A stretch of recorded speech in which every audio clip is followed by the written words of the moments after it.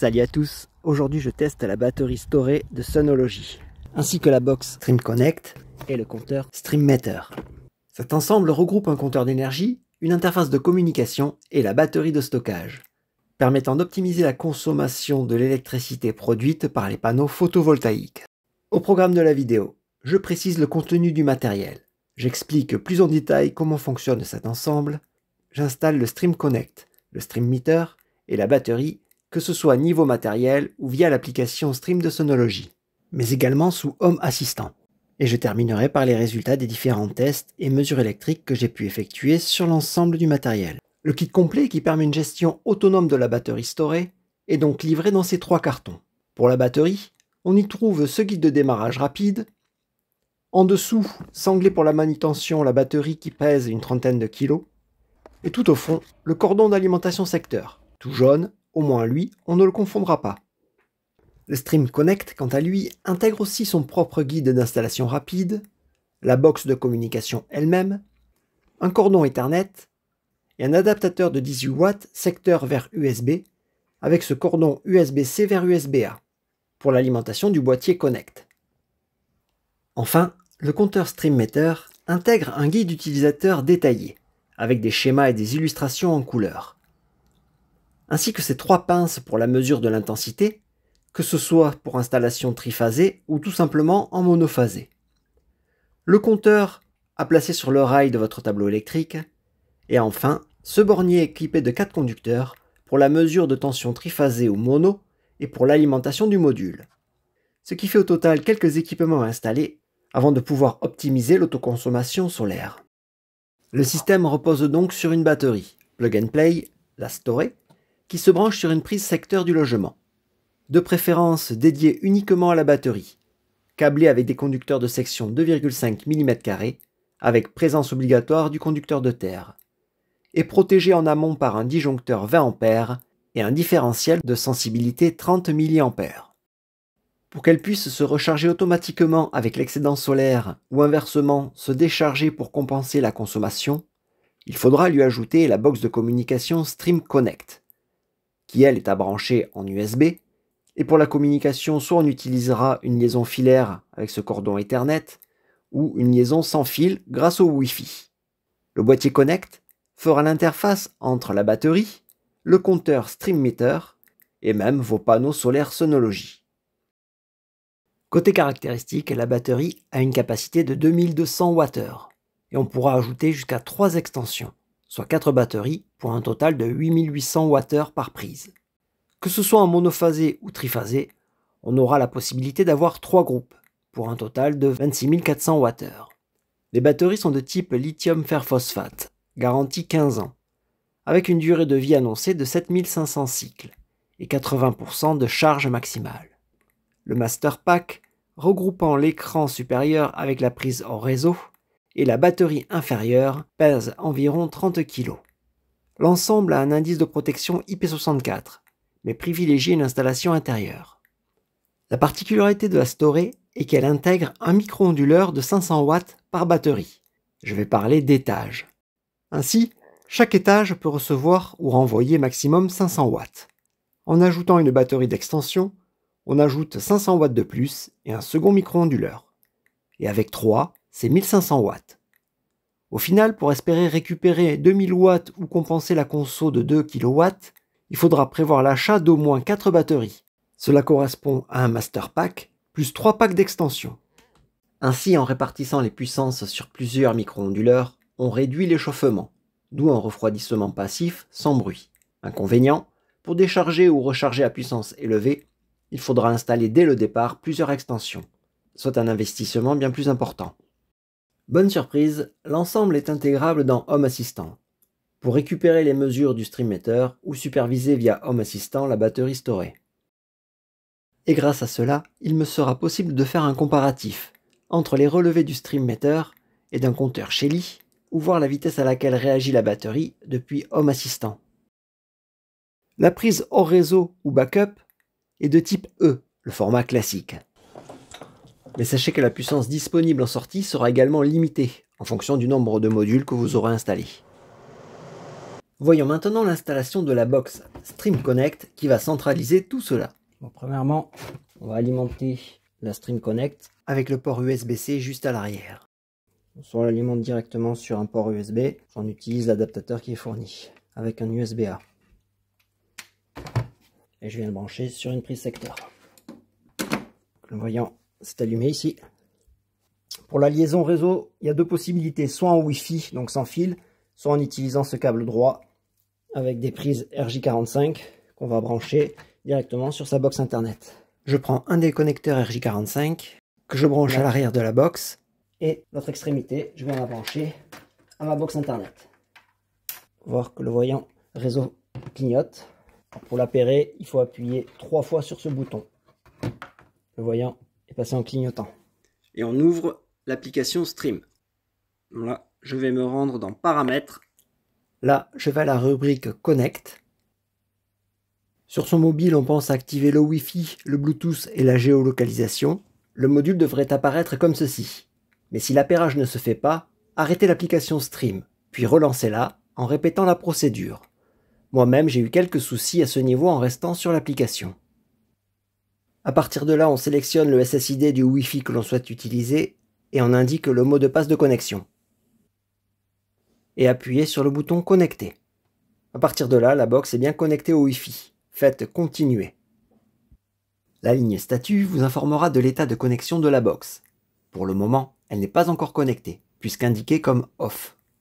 On pourra si besoin modifier les réglages du Wi-Fi juste ici.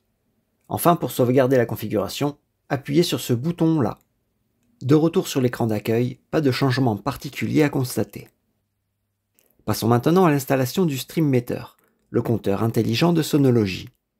Au niveau de l'outillage, on va avoir besoin de tournevis plat ou cruciforme, éventuellement pince coupante et pince à dénuder, d'un détecteur d'absence de tension pour vérifier que le circuit est bien hors tension, de gants isolants, et au niveau de l'appareillage, donc le Stream Meter, le module qui se met sur Ride-in, la pince et les borniers, un disjoncteur de calibre 2 A, donc un C2 A, monophasé, si vous êtes sur une installation mono, comme moi, des wagos, et au même titre que des wagos pour les raccordements, en amont des disjoncteurs, vous pourriez avoir besoin d'un peigne.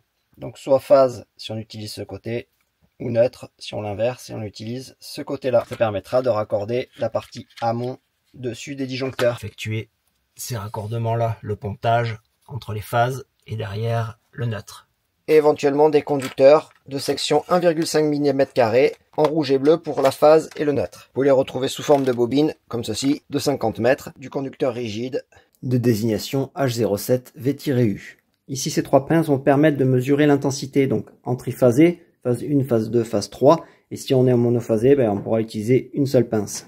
Le module Stream Meter, donc qui va à la fois recevoir la mesure du courant et la mesure de la tension. Il pourra faire le produit des deux pour avoir la puissance et multiplier par le temps, on connaîtra l'énergie. Alors les connecteurs pour la mesure du courant se mettent en bas, en dessous, ici, comme ceci.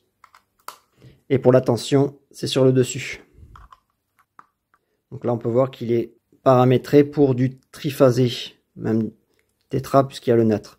On peut le simplifier en enlevant les 2 autres phases si on est en monophasé.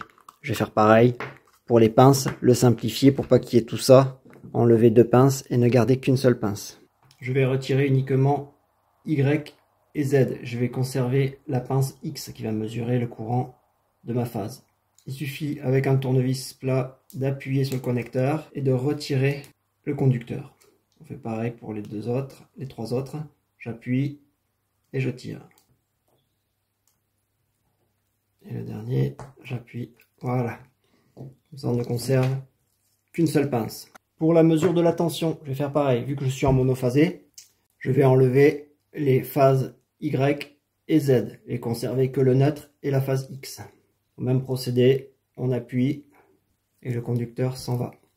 J'ai le neutre et la phase. Ça simplifiera un petit peu les raccordements au niveau du tableau. L'intégration de l'ensemble Stream Meter doit se faire dans le tableau de répartition. Il est nécessaire d'avoir des notions en électricité avant d'intervenir. Et si vous n'êtes pas sûr de vous, faites appel à un professionnel. Alors dans un premier temps, on va mettre hors tension l'installation électrique en ouvrant le disjoncteur général, afin de travailler en sécurité. Puis avec le détecteur d'absence de tension. On va vérifier l'absence de tension en aval du disjoncteur général. Pour ce faire, on teste l'appareil, on l'allume. Donc on touche les deux pointes de touche. L'appareil bip et s'allume, c'est qu'il fonctionne. Et on vérifie l'absence de tension entre phase et neutre au niveau de la sortie du bornier. Il sonne mais il n'indique pas de tension. Donc à ce niveau-là, je suis en sécurité. Pour accéder à l'intérieur du tableau, je dois dévisser les 4 vis placées au coin du coffret. Je m'assure également que sur le peigne vertical entre neutre et phase, je sois hors tension. Et pour terminer, je reteste le fonctionnement du détecteur d'absence de tension par sécurité. Voyons à partir de ce schéma ce qu'il faut faire. Sur un étage de votre tableau où il vous reste au moins 2 modules de libre, on ajoute un disjoncteur C2, calibre 2 A. Éventuellement, il faudra remplacer les peignes en amont. En sortie de ce disjoncteur, vous branchez 2 conducteurs de section 1,5 mm, un bleu à gauche pour le neutre et le rouge pour la phase à droite, et vous les ramenez sur le bornier supérieur du streammeter.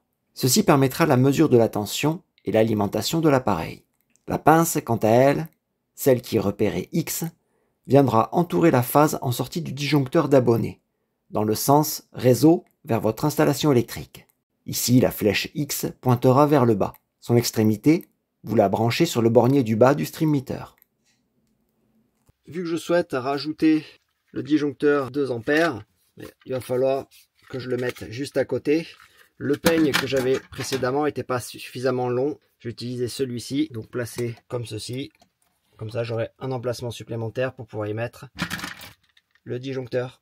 Alors, si vous avez besoin de remplacer le peigne, s'il était trop court, bon, moi, il reste une borne supplémentaire, donc je peux rajouter un disjoncteur. Mais si vous avez besoin de le remplacer et que vous avez des bornes automatiques au niveau du différentiel, il suffit de dévisser les vis des disjoncteurs. Et lorsque tout est dévissé, pour retirer le peigne, on fait levier ici. Voilà. Et on peut retirer le peigne. On fait levier. Hop. Et après, on place le disjoncteur. Donc c'est bien un C2 A. Je vais y placer mon peigne. Et on appuie, vu que c'est une borne automatique au niveau du différentiel. Et je fais pareil pour la phase, mais cette fois-ci en retournant le peigne afin d'inverser la couleur. Comme ceci. Et après on revisse fermement l'ensemble des vis phase et neutre en maintenant le peigne enfoncé. Quitte à y être, vu que le tableau est hors tension et en sécurité, profitez-en pour vérifier le serrage de tous vos borniers. C'est-à-dire toutes les vis en amont et aval de chaque appareil présent dans le tableau. Et vérifiez également qu'aucun conducteur ne sorte des borniers. Ça vous évitera des surcharges, des surchauffes et des mauvais contacts au niveau des borniers. Donc ici, j'ai un peigne vertical. Donc j'ai la phase et le neutre qui arrivent en sortie du disjoncteur d'abonné. Donc j'ai la phase ici qui arrive sortie disjoncteur abonné et le neutre là qui vient d'ici. Au niveau de l'utilisation de la pince, on peut voir ici qu'il y a une flèche qui correspond au sens du courant. Donc le sens, c'est dans ce sens-là. Moi, j'ai ma phase qui est ici. Le conducteur part du bornier et arrive ici sur son peigne vertical. Le sens du courant, c'est dans ce sens. Donc la pince, dans ce sens-là. On l'ouvre avec un petit tournevis plat et on vient entourer le câble d'alimentation. Donc la phase ou le neutre. Mais vous pourriez aussi le mettre sur le neutre. Mais attention à la polarité, au sens du courant. On reclipse bien la pince. Assurez-vous qu'elle soit dans ce sens-là pour une bonne mesure. Et ce conducteur-là, on vient le ramener à l'arrière, au niveau du smart meter. Donc ça se met, la pince, ça se branche en bas. Donc il faut le ramener tout en bas. Pour le branchement de la phase et du neutre pour la mesure de la tension, c'est ce bornier-là sur le dessus. On insère le bornier sur le module. Les conducteurs, on va pouvoir le faire passer à l'arrière. J'en profite pour brancher la mesure du courant dans ce sens-là. Voilà. Et après, on pense à verrouiller la languette à l'arrière. Donc la mesure du courant est ici. Et là, j'ai ma mesure de tension. Le conducteur neutre en bleu, je le mets dans un wagot. Et la phase marron sur un second wagot. Donc ils sont bien identifiés. Le bleu pour le neutre, pas la phase. Et le marron, c'est bien la phase. Maintenant, je vais rajouter un conducteur pour ramener au disjoncteur. Rouge pour la phase. Et bleu pour le neutre. Comme ceci. Tout cela, je vais pouvoir le ranger à l'arrière de mon tableau. Je récupère le conducteur bleu, je l'insère sous le disjoncteur sur la borne repérée N et je le maintiens tout en le vissant fermement. Veillez à ne pas serrer sur l'isolant et à ne pas faire dépasser le cuivre du bornier. Pour la phase en rouge, je fais la même chose, mais sur la borne de droite. Tout en maintenant le conducteur juste en dessous, assurez-vous du serrage en tirant sur les conducteurs. Vérifiez que le cuivre ne dépasse pas et que le serrage ne se fasse pas sur les isolants bleus et rouges. Puis éventuellement faites glisser le stream meter contre le disjoncteur pour pouvoir refermer le tableau correctement. Repositionnez le couvercle du tableau. Pour empêcher l'accès à l'intérieur, positionnez les obturateurs en façade. Éventuellement, profitez des portes-étiquettes pour identifier votre appareillage. Et revissez les 4 coins du coffret pour le maintenir. Je remets le cache du disjoncteur d'abonné et je le verrouille d'un quart de tour avec ce tournevis. Et on peut remettre sous tension. Donc là c'est hors tension. Et si je réarme le disjoncteur, si je le referme, on a ce voyant qui s'allume. Pour associer le Stream Meter à l'application Stream et au Stream Connect de Synology, dans un premier temps sur votre mobile, il va falloir activer le Wi-Fi, le Bluetooth et la géolocalisation. Lorsque ça c'est fait, on ouvre l'application Stream. Dans Paramètres, on va dans la rubrique Accessoires, puis je maintiens appuyé pendant 5 secondes sur le bouton en façade du Stream Meter, repéré R. Il se met alors à clignoter, cela signifie qu'il est en mode appairage. Sur l'application, j'appuie sur Ajouter à un appareil, et là il faudra patienter un petit peu le temps que l'appairage se fasse. À ce moment-là, le voyant en façade du compteur restera en position vert fixe. Appuyez sur le bouton Appairer, confirmez l'installation du compteur et appuyez sur le bouton Continuer. Sélectionnez votre système d'alimentation, soit monophasé ou triphasé, personnellement je suis en monophasé, puis faites Continuer. Maintenant, paramétrez l'usage de la pince X, servant à la mesure de la consommation du réseau. Appuyez sur Capteur suivant. Si comme moi vous n'utilisez aucune autre pince, cochez alors Non utilisé pour les pinces Y et Z. Puis faites Terminer. Et voilà, le compteur est intégré correctement dans l'application Stream. Maintenant, il ne reste plus qu'à s'occuper de la batterie storée. Les sangles, c'est bien pratique pour le transport, mais attention tout de même lors de la manutention. La batterie est livrée avec son support juste en dessous. Commencez alors par retirer le carton qui les sépare. Les pieds réglables juste en dessous permettront de mettre à niveau si besoin. Déposez le support juste à côté d'une prise de courant disponible. Superposez là où les batteries sur le dessus. Connectez l'adaptateur sur l'arrière de la storée, puis la fiche secteur à l'autre extrémité, branchez-la à une prise de courant. Pour rappel, le circuit électrique doit être dédié uniquement à la batterie. Aucun autre appareil ne doit être branché dessus. Une fois sous tension, la batterie s'allume. On peut visualiser sur l'écran le logo Synology. Bon là, elle est à l'envers. Je la retourne donc pour avoir accès à la fiche hors réseau ou backup. Juste ici derrière ce cache. Côté interface, la batterie dispose simplement de l'écran et d'un bouton. Et il est sensitif ce bouton. Inutile de s'acharner dessus et d'appuyer fort. Le simple contact de votre doigt suffira. Le premier appui affiche le niveau de charge numérique. Le second, le niveau de charge mais graphique cette fois. Le troisième, l'état de la batterie. Là, elle se recharge. Et le dernier appui éteindra l'écran. Et voici les différents affichages que l'on peut retrouver sur la storée. Celui-ci apparaît lors du démarrage. Cet affichage numérique correspond au niveau de charge, là 80% restant. Ici, chaque ligne correspond au niveau de recharge de chaque batterie. Cet écran précise que la batterie se charge en énergie. Et là au contraire, elle se décharge pour compenser la consommation. Le logo Bluetooth précise que la storée est en mode appairage. Il faut appuyer 3 secondes pour passer dans ce mode. Le logo de cette prise symbolise l'activation de la prise backup. Au contraire, ce logo précise la désactivation de la prise backup, lors du retour secteur par exemple. Cet écran signifie qu'un redémarrage est nécessaire. Il faudra appuyer sur le bouton pendant 3 secondes pour le redémarrer. Enfin, ce dernier écran indique une mise à jour en cours, ou bien une configuration en cours de la storée. Après ces précisions sur les logos qui s'affichent à l'écran, passons à l'appairage. Sachez qu'il m'a fallu m'y reprendre à plusieurs reprises pour y arriver. Est-ce un problème avec l'application Stream ou bien de la batterie? Là je n'en sais rien. Toujours est-il que si vous galérez, n'hésitez pas à redémarrer l'application Stream, à effacer le cache de l'application sur votre mobile et surtout à compter rapidement vos 3 secondes. Du coup, on va dans Paramètres. Ensuite, on choisit la rubrique Production et Stockage. Et on va faire Ajouter un appareil. Au préalable, il faut activer le Bluetooth de la batterie en appuyant 3 secondes. 3. On a le logo ici qui s'allume. Et maintenant, je fais Ajouter un appareil. Là, la batterie est détectée. Je fais Appairer. On choisit le réseau Wi-Fi sur lequel on souhaite la connecter, le même que précédemment.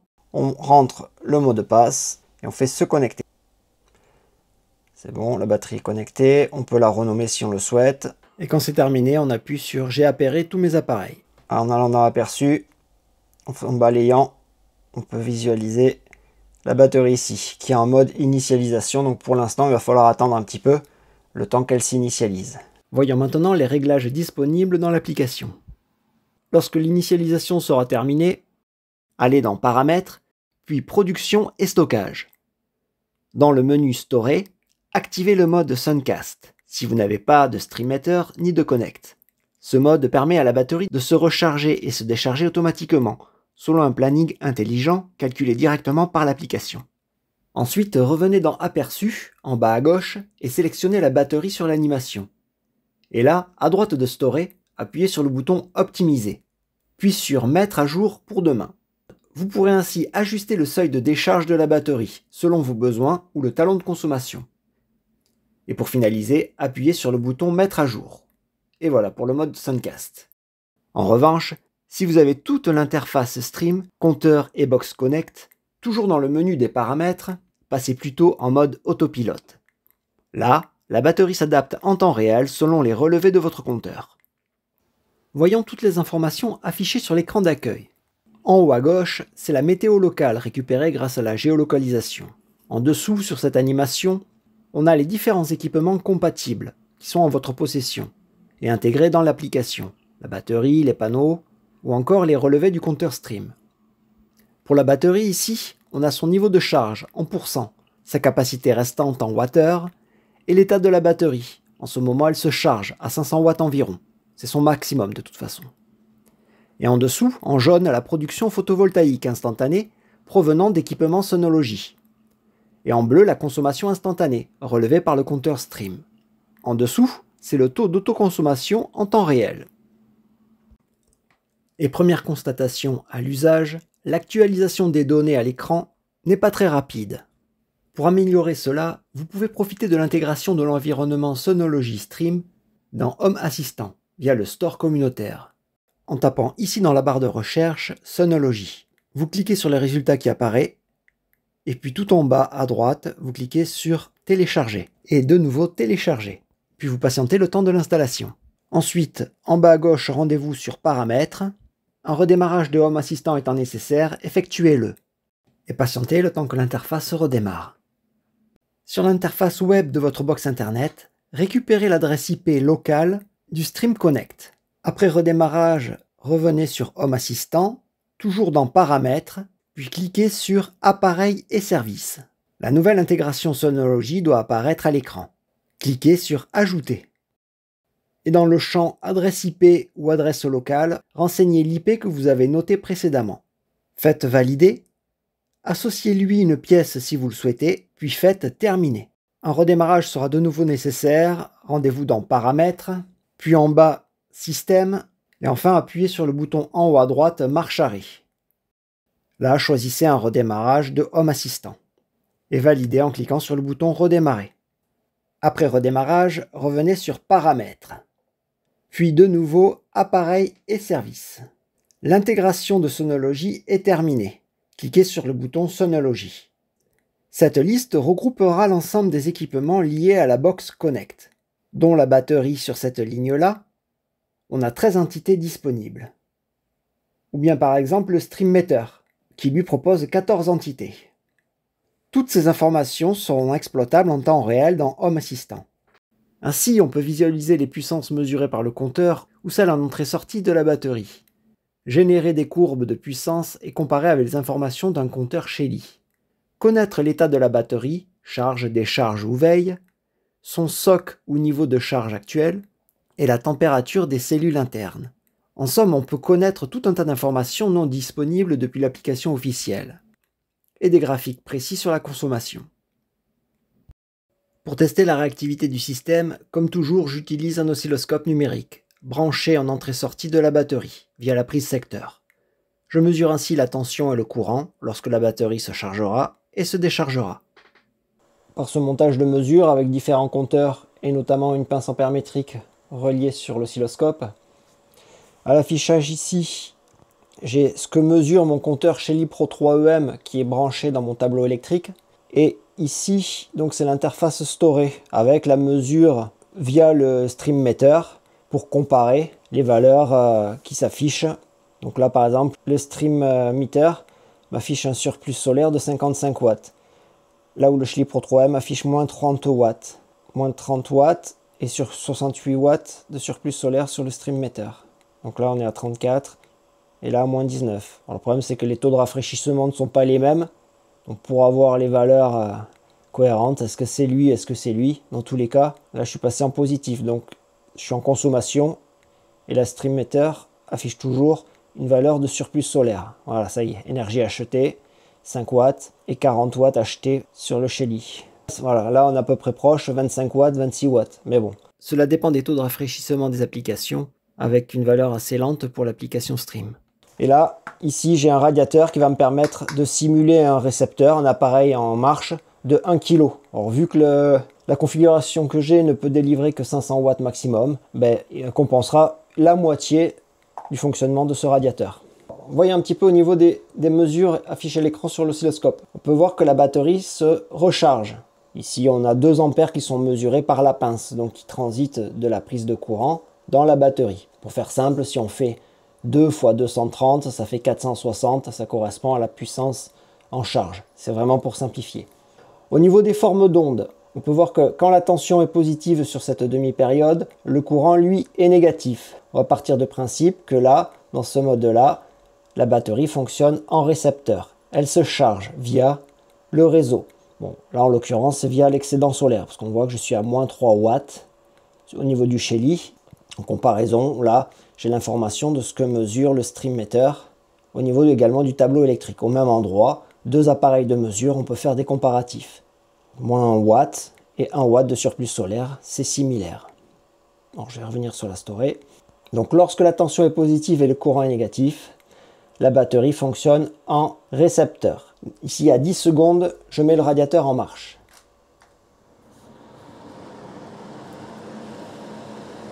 Pour l'instant, elle est toujours en récepteur, elle reçoit du courant.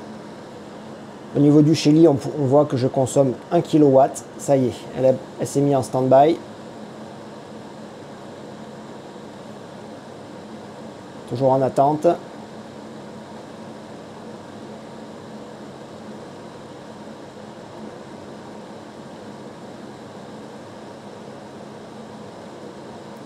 Allez, elle délivre 2 ampères. Donc elle se décharge à hauteur de 500 watts. Au niveau de l'application, c'est pas indiqué encore. L'application dit qu'elle se décharge à 2 watts, mais dans la réalité, elle se décharge à 2 ampères. 500 watts de décharge, voilà.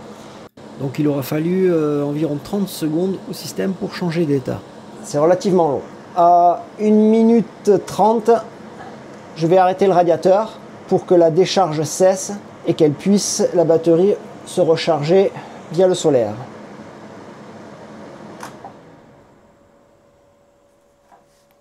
Donc via l'application, elle se décharge toujours. Au niveau des mesures, elle se décharge toujours. On est à 8 secondes. 10 secondes, elle se décharge toujours.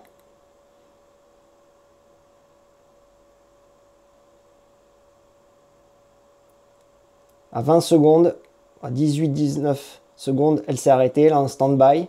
Pour l'instant, elle ne se recharge pas. À 2 minutes, elle est en mode recharge via le surplus solaire. Donc elle se recharge pour l'instant indiqué ici à 259 watts. On est à 2,2 ampères, donc on est quasiment à 500 watts de charge. Donc il aura fallu environ 30 secondes au système pour changer d'état. Là dans ce petit tableau, j'ai 2 compteurs. Un compteur qui affiche à l'écran les valeurs et le Chili Pro 3M qui les affiche ici. Donc c'est les mesures en sortie de la batterie. Bon, j'ai également l'oscilloscope, mais ça on l'a vu tout à l'heure. Là, ce que je veux visualiser, c'est les données qui sont affichées sur l'application Stream par rapport aux données de puissance qui s'affichent sur les deux autres compteurs. Donc faire un comparatif des données. Donc là, à l'instant T, sur ce compteur, j'ai 520 watts et moins 520 watts sur le Shelly. Donc mon négatif, c'est un mode recharge. On le voit bien au niveau de l'application. J'ai 498 watts qui sont indiqués en charge. Donc pour recharger à hauteur de 500 watts la batterie, il faut faire rentrer du réseau ou du surplus solaire au moins 520 watts, soit 20 watts qui sont perdus en conversion alternative vers continu. Et en l'état, cela donnerait un rendement d'environ 96%.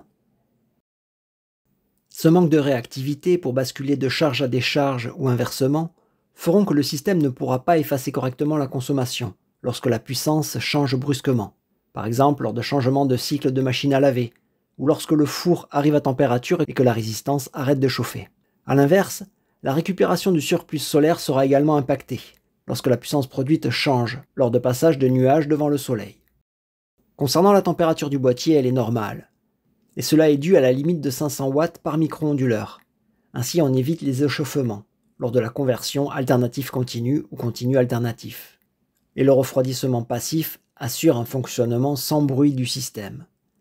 Je note tout de même de légers bruits de relais, des petits claquements, lors de changements d'état de la batterie, mais ces derniers ne sont vraiment pas gênants comparés à d'autres systèmes. Et côté visuel, aucune gêne, puisque l'affichage est sobre et s'éteint rapidement. Pour le test de la fonctionnalité off-grid, je vais brancher cette lampe, juste pour vérifier la continuité de service ou pas. Bon, déjà, là, elle est éteinte. J'ai beau la brancher, la lampe reste éteinte. La batterie, elle, est branchée au secteur. Donc on va vérifier combien de temps met la batterie pour basculer en mode backup. Je débranche la prise secteur d'alimentation. Il y a un relais qui s'y met en marche.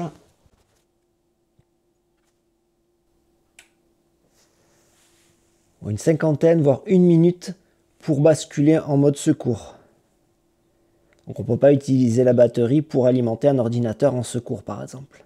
C'est pas une alimentation sans interruption. Alors, au contraire, si je rebranche la prise d'alimentation sur le secteur, la coupure de la prise backup est beaucoup plus rapide. Je vais couper l'alimentation de la storée pour mesurer la tension en sortie de la prise backup, pour voir la forme du signal.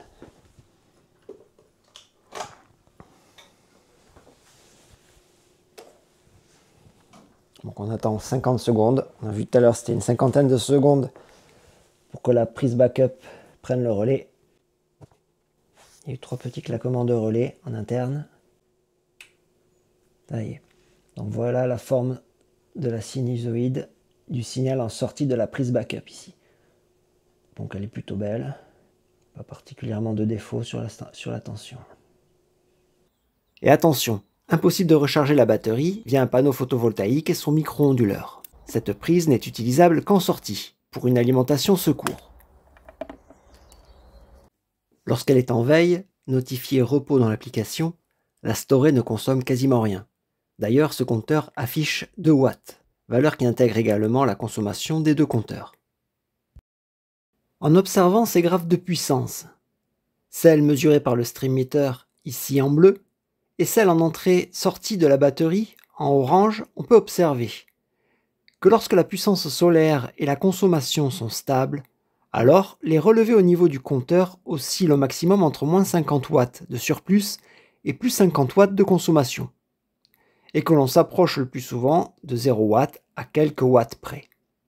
Par contre, dès que la consommation varie, ou que la production solaire n'est pas stable à cause de nuages par exemple, le fait que le système manque de réactivité, on se retrouve alors avec une puissance compteur beaucoup moins stable, avec de la consommation inutile depuis le réseau, ou alors du surplus solaire perdu, renvoyé vers le distributeur.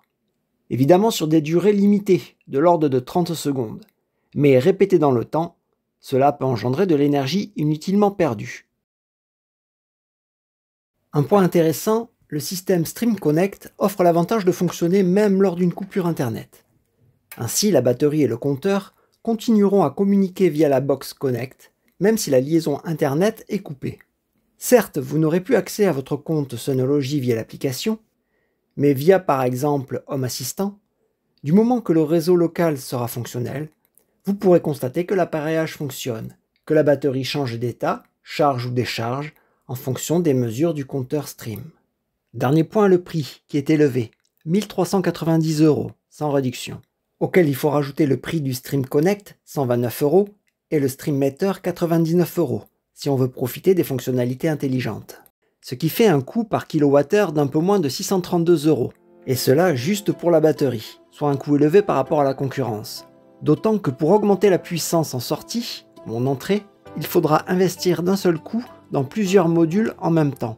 Du coup, si vous souhaitez investir, profitez de la réduction de 10%, en tapant le code sun_8 électrotoile, et en utilisant le lien affilié présent en haut à droite ou dans le descriptif de la vidéo. Et voici en résumé les points positifs que j'ai pu constater, mais aussi les nombreux points négatifs. J'espère que la vidéo vous sera utile. Si vous avez des questions, quelque chose que vous n'avez pas compris ou un point que j'ai oublié d'aborder, n'hésitez pas à les poser en commentaire. Pensez au petit pouce vers le haut pour me soutenir, et si ce n'est pas déjà fait, abonnez-vous à la chaîne Electrotoile. Je vous en remercie par avance, et je vous dis à bientôt pour une prochaine vidéo.